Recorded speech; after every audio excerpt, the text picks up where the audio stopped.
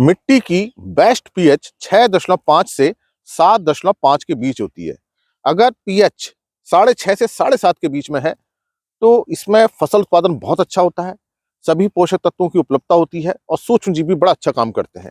ये सबसे अच्छी पीएच मानी जाती है। अगर पीएच 7.5 से ज्यादा है तो 3 बड़े नुकसान होते हैं। आज मैं इसी बात पर चर्चा करूंगा कि ये 3 बड़े नुकसान क्या है जो ज्यादा पीएच होने से होते हैं।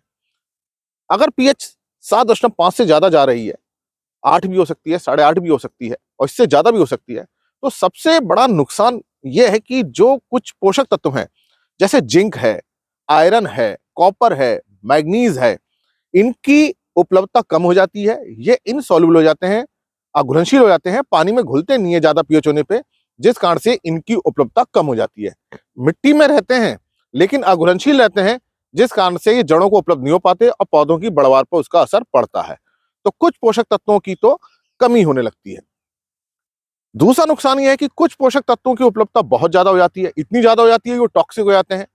इतना ज्यादा पौधा उसका एब्जॉर्ब करने लगते हैं कि वो जहर का काम करने लगते हैं। इसमें जैसे कि कैल्शियम की उपलब्धता बहुत ज्यादा हो जाती है, मैग्नीशियम बहुत ज्यादा हो जाता है, सोडियम बहुत ज्यादा होने लगता है। सोडियम के तो बहुत ज्यादा नुकसान होते हैं। कार्बोनेट्स बढ़ने लगते हैं, बाइकार्बोनेट्स बढ़ने लगते हैं, जिससे पौधों की वृद्धि कम हो जाती है। तो 2 बड़े नुकसान तो मैंने आपको ये बताए। एक तो जिंक, कॉपर, मैग्नीज की उपलब्धता कम हो रही है। दूसरी तरफ calcium, magnesium, carbonate, bicarbonate, sodium, इनकी उपलब्धता ज्यादा हो रही है। तो इससे पौधे की वृद्धि पे बुरा असर पड़ता है। तीसरा नुकसान यह होता है कि मिट्टी के अंदर जो सूक्ष्म जीव हैं, बैक्टीरिया है, फंगस है, एक्टिनोमाइसीटीज है, बहुत सारे सूक्ष्म जीव हैं, ये मिट्टी में बहुत सारे काम करते हैं। खासतौर से जो जैविक पदार्थ हैं, ऑर्गेनिक मैटर, उसका डिकम्पोजिशन करते हैं, मिनरलाइजेशन करते हैं, न्यूट्रिएंट ट्रांसफॉर्मेशन करते हैं, मिट्टी की जो दशा है उसको बहुत अच्छा रखते हैं।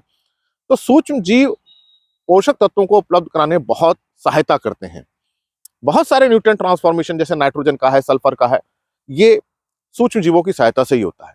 कोई भी जैविक पदार्थ मिट्टी में तभी डिकम्पोज होता है जब उस पर सूक्ष्म जीव काम करते हैं। अगर सूक्ष्म जीव नहीं है तो ऑर्गेनिक मैटर डिकम्पोज नहीं हो पाएगा।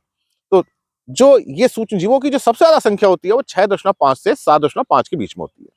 अगर मिट्टी की पीएच बहुत ज्यादा होने लगे तो फिर ये सूक्ष्म जीव काम करना बंद कर देते हैं, इनकी संख्या बहुत कम हो जाती है, उस कारण से पोषक तत्व उपलब्ध नहीं हो पाते।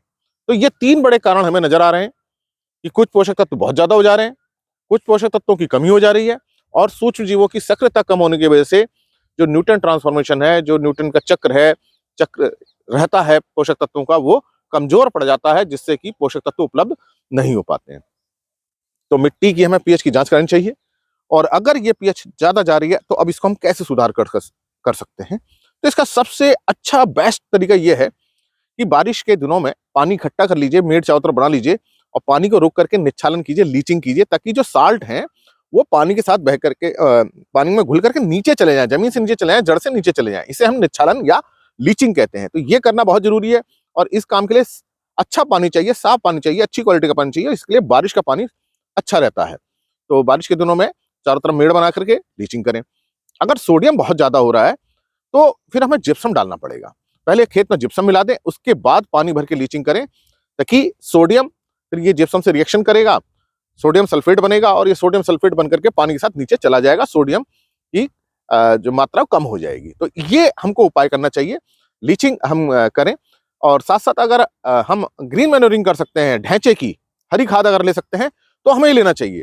ढैंचे का बायोमास बहुत ज्यादा होता है, जब डिकम्पोजिशन होता है तो बहुत सारे एसिड्स निकालता है, ऑर्गेनिक मैटर बढ़ता है। इन एसिड्स की वजह से इस जो भूमि है ये हाई पीएच वाली, इसका सुधार होता है। तो आप समझ गए होंगे कि जो हाई पीएच अगर हो रही है तो उसका पौधों की बढ़वार पर बहुत बुरा असर आता है और इसको हम कैसे सुधार सकते हैं। इसलिए हमें अपनी मिट्टी की जांच करनी चाहिए, पीएच जरूर देखनी चाहिए, ताकि हम उसका सुधार कर सकें।